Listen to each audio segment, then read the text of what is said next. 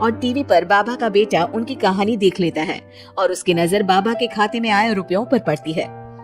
1 लाख रुपया, वो भी एक दिन में? अरे ऐसा ही चलता रहा तो ये दोनों तो करोड़पति हो जाएंगे और मैं ऐसा ही रह जाऊंगा।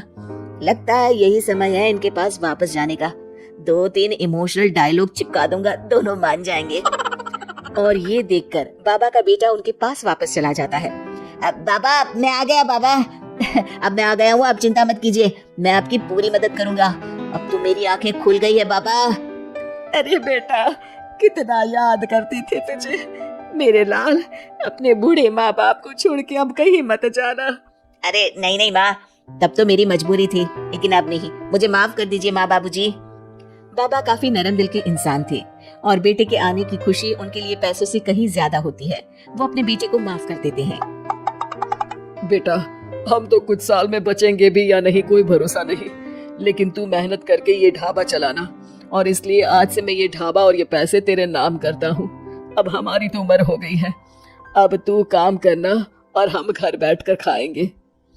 ये कहकर बाबा सारा पैसा अपने बेटे को दे देते हैं और आराम से अपनी पत्नी को लेकर अपने पुराने घर चले जाते हैं।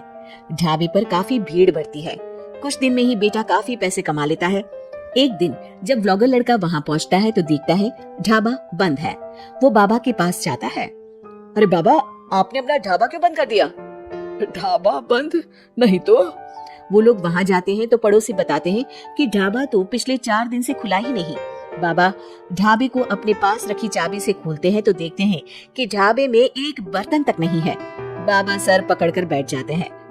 हमारे बेटे ने हमें फिर से बर्बाद कर दिया, पर हमारे पास तो वापस बर्तन खरीदने तक के पैसे नहीं है।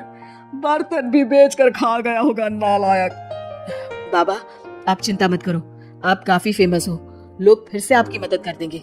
बस इस बार अपने बेटे को दूर रखना ढाबे से। अब की बार बाबा ढाबे पे एक बोर्ड लगवाते हैं जिस पर लिखा है सिर्फ बाबा का ढाबा।